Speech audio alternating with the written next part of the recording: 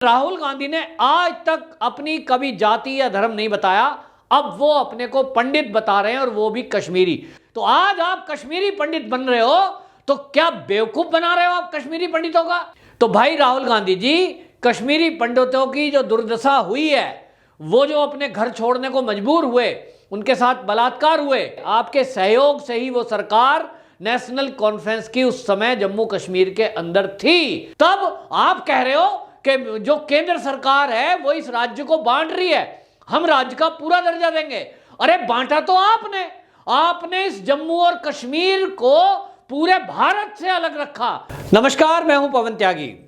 उत्तर प्रदेश का ब्राह्मण बने राहुल गांधी अब कश्मीरी पंडित बने हैं। ये कश्मीर में कांग्रेस का एक कार्यालय का उद्घाटन करने गए थे और 2 दिन के दौरे पर ये जम्मू और कश्मीर में राहुल गांधी घूमेंगे। एक तरह से ये कहें जो आने वाला चुनाव है वहां उसकी शुरुआत राहुल गांधी ने की है, और शुरुआत की है अपने आप को कश्मीरी पंडित बताकर, मंदिर में जाके पूजा पाठ करके। अब समझना होगा जम्मू कश्मीर के लोगों को कि देश की आज़ादी के बाद से अभी तक जो एक पूरा खानदान अपने आप को ये कहता रहा कि हम कश्मीरी हैं, और नेहरू वो कश्मीर से ही थे और किस तरह का उनका बैकग्राउंड है, ये सब सोशल मीडिया पर है। लेकिन राहुल गांधी ने आज तक अपनी कभी जाति या धर्म नहीं बताया, अब वो अपने को पंडित बता रहे हैं और वो भी कश्मीरी। तो राहुल गांधी से एक सवाल है कि पिछले दिनों जब आप अपना गोत्र पंडित का बता रहे थे और उत्तर प्रदेश का चुनाव था, तब आप आसाम में घूम रहे थे तो आपने उत्तर प्रदेश का पंडित बताया था। आज आप कह रहे हो मैं कश्मीरी पंडित हूं। असल में आप हो कौन? आप, कोई लोग तो कहते हैं राहुल विंची हो, यानी आपने ईसाई धर्म अपनाया हुआ है। हमने आज तक कभी भी दोनों भाई बहनों को, यानी प्रियंका गांधी राहुल को, रक्षाबंधन आ गया, ये इतने बड़े हो गए, अब तो बुढ़ापे की तरफ चल रहे हैं, लेकिन इन्होंने कभी बचपन से लेकर आज तक प्रियंका गांधी से राखी बंधाते हमने नहीं देखा। दीपावली पर लक्ष्मी पूजन करते हमने नहीं देखा। शिवरात्रि पर व्रत करते हुए और कहीं शंकर जी पर जल अभिषेक करते हुए हमने राहुल गांधी को नहीं देखा। हमने किसी भी कार्यक्रम में हिंदू पद्धति से इनके कार्यक्रम होते हुए हमने नहीं देखे। तो भैया पंडित कैसे हो तुम? अगर मैं ब्राह्मण हूं तो मेरे घर में मेरी बहन की शादी हुई, यज्ञ के जरिए हुई, और जब भी कभी रक्षाबंधन आएगा राखी बनती है, अभी शिवरात्रि गई है, जल अभिषेक करते हैं, शिव जी के लिए व्रत रखते हैं, जन्माष्टमी आती है, सब उपवास रखते हैं। लेकिन राहुल गांधी जी, आप इतने बड़े हो गए, अब बुढ़ापे की तरफ चल पड़े, और आज तक हमने कभी आपको पढ़ताई वाला काम करते हुए तो कोई नहीं देखा। नंबर 2 बात यह है कि आप अपनी माता जी का नाम और उनका धर्म बताइए। आप जो फॉर्म भरते हो उसको दिखाइए इंटरनेट पे।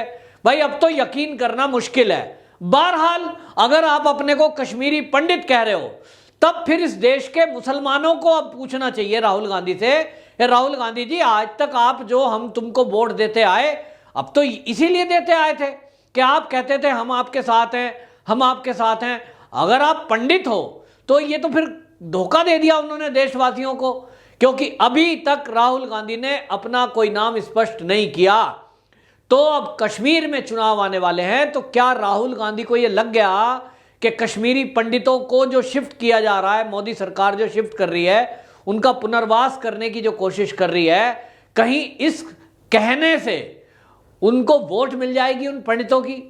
तो भाई राहुल गांधी जी, कश्मीरी पंडितों की जो दुर्दशा हुई है, वो जो अपने घर छोड़ने को मजबूर हुए, उनके साथ बलात्कार हुए, आपके सहयोग से ही वो सरकार नेशनल कॉन्फ्रेंस की उस समय जम्मू कश्मीर के अंदर थी। और जिस दिन से कश्मीरी पंडित कश्मीर छोड़ के गए, बहन बेटियों की इज्जत तार तार हुई है, उसके बाद से आज तक आपने कभी भी एक शब्द नहीं बोला उनके लिए, ना उन बहन बेटियों के लिए बोला, ना कश्मीरी पंडितों के पुनर्वास का कोई कोशिश की, और ना इसकी सपोर्ट की। तो आज आप कश्मीरी पंडित बन रहे हो, तो क्या बेवकूफ बना रहे हो आप कश्मीरी पंडितों का?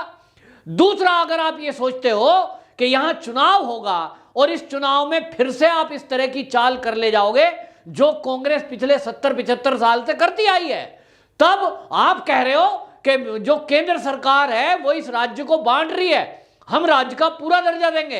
अरे बांटा तो आपने इस जम्मू और कश्मीर को पूरे भारत से अलग रखा, पूरे भारत से बांट के रखा, धारा 370 लगाई। आम आदमी वहां पर कोई जमीन नहीं खरीद सकता था, आम आदमी जाके वहां सरकारी नौकरी प्राप्त नहीं कर सकता था, कोई आदमी वहां की लड़की से विवाह नहीं कर सकता था। ये पूरे इंडिया का, पूरे भारत का ये आपने एक कर रखा था। आपकी सुनियोजित एक षड्यंत्र था कि किसी तरह कश्मीर को अलग थलग रखो और इस अलग थलग करके कश्मीर को मौका दो इनको कि ये पाकिस्तान से ही मिले, पाकिस्तान से ही बात करें, पाकिस्तान के कहने से ही यहां के युवक अपना हिसाब किताब करें, पथराव करें, बंदूक उठाएं।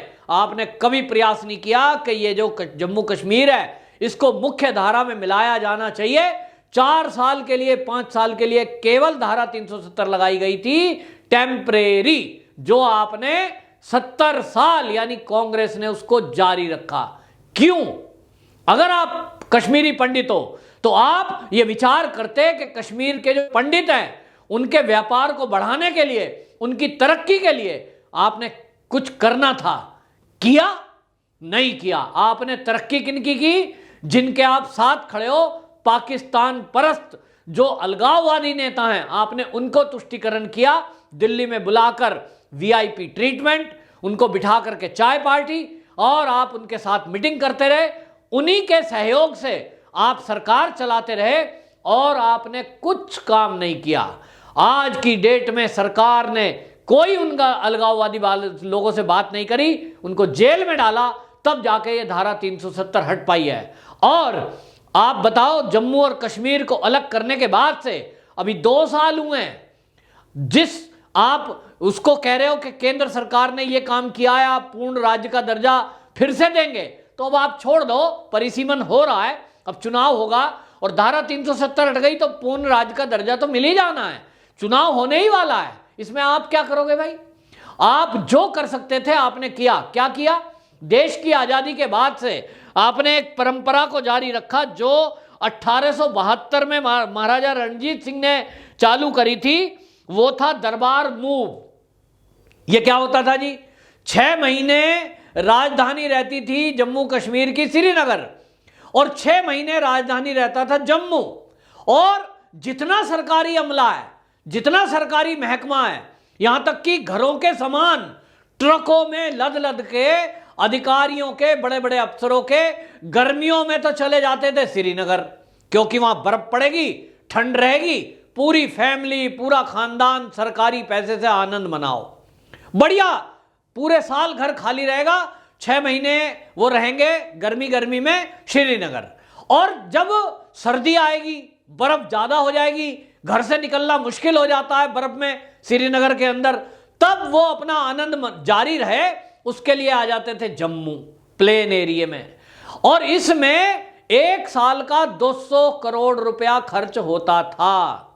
ये 200 करोड़ रुपया अगर मैं आकलन कर दूं कि पिछले 10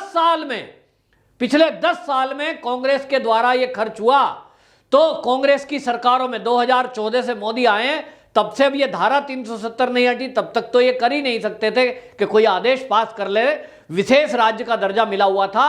आप अगर गणित लगाएंगे, औसत अगर आप देख लेंगे, 200 करोड़ रुपया 1 साल का बच रहा है। पिछले 70 साल में कितने पैसे की बर्बादी हुई है। अगर ये धारा 370 हटाई जाती और ये दरबार मूव का आदेश खत्म हो गया होता और जम्मू में ही राजधानी बनाई जाती, क्योंकि वहां 12 महीने आप राजधानी में बनाकर काम कर सकते हैं। जो श्रीनगर में कार्यालय हैं, अब भी तो मनोज सिन्हा ने यही आदेश दिया है कि जिनका कार्यालय श्रीनगर में है, कुछ अधिकारी वहां रहेंगे, वो ऑनलाइन काम करेंगे। मेल भेजना है तो आजकल इंटरनेट है, बात करनी है तो टेलीफोन है, आने की क्या जरूरत है भाई? अगर आपको कोई पेपर भेजना है उसके लिए एक आदमी फाइल मूव कर देगा। लेकिन इस परंपरा को जारी रखा गया, यानी सरकारी पैसा, आम टैक्स पेयर का, मेरे जैसे टैक्स पेयर का पैसा बर्बाद करने के लिए और कश्मीरियों पर लुटाने के लिए इन कांग्रेसियों ने यही काम किया। लेकिन आज मोदी सरकार ने ये दरबार मूव का आदेश खत्म कर दिया है। इससे 1 साल का 200 करोड़ रुपया बचेगा, जो विकास के काम में लगाया जाएगा जम्मू और कश्मीर में ही। तो ये एक बहुत बड़ा अचीवमेंट है। दूसरी तरफ जो जमीन खरीदने का आदेश था, ये सरकार ने 2 साल पहले धारा 370 हटाई। इसके तत्काल बाद ये आदेश जारी कर दिया कि अब भारत का कोई भी नागरिक जम्मू और कश्मीर में खेती को छोड़कर बाकी किसी काम के लिए जमीन खरीद सकता है। मकान बनाने के लिए, फैक्ट्री लगाने के लिए, अपने कोई दुकान खोलने के लिए जमीन खरीद सकता है। यह आदेश किया। इसके बाद अब कश्मीर मुख्य स्ट्रीम में आया है। अब वहां की लड़कियों से, वहां के लड़कों से कोई भी भारतीय शादी कर सकता है। तो ये जो कानून है, ये है एक करने का। और कांग्रेस ने जो किया था, यानी राहुल गांधी आपने जो किया था 70 साल, वो किया था इस जम्मू कश्मीर को भारत से बिल्कुल अलग रखने का। और इसी के कारण जम्मू और कश्मीर में आतंकवाद फैला, क्योंकि वहां पाकिस्तान के आतंकवादियों को, आईएसआई को ये मौका मिल गया ये बताने का कि भाई देखिए आपकी तरफ तो ध्यान ही नहीं दिया जा रहा, यहां तो फैक्ट्री लगी नहीं रही। अरे फैक्ट्री तो जब लगेगी जब वहां कोई लगाने को तैयार होगा। और फैक्ट्री लगाने को कब तैयार होगा कोई? जब वहां आतंकवाद खत्म होगा। तो आपने आतंकवाद खत्म होने ही नहीं दिया।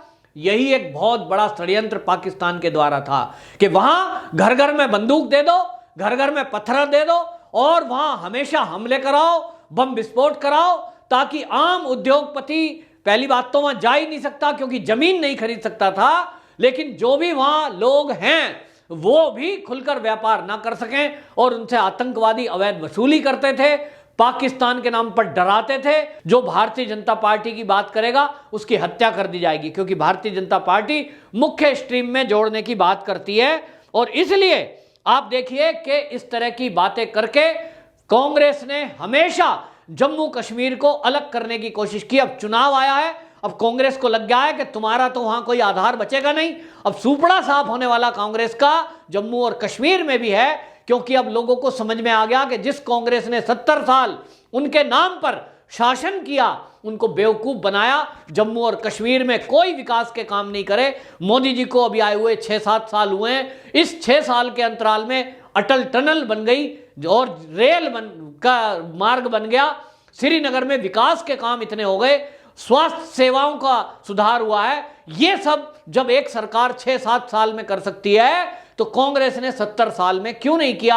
अब कश्मीर के युवक, कश्मीर के लोग, कश्मीर की महिलाएं इस बात को पूछ रही हैं। तो अब राहुल गांधी अपने को ब्राह्मण बन रहे हैं। अब वो ब्राह्मण बनेंगे, कुछ दिन में जनेऊ बाहर पहनेंगे कोर्ट के बाहर, कुछ दिन में तिलक लगाएंगे, इसी तरह मंदिर मंदिर के चक्कर लगाते हुए दिखाई देंगे। लेकिन अब हिंदुओं को तय करना है कि इनके इस ब्राह्मण के ढोंग नाटकबाजी से आप कितने सहमत हैं।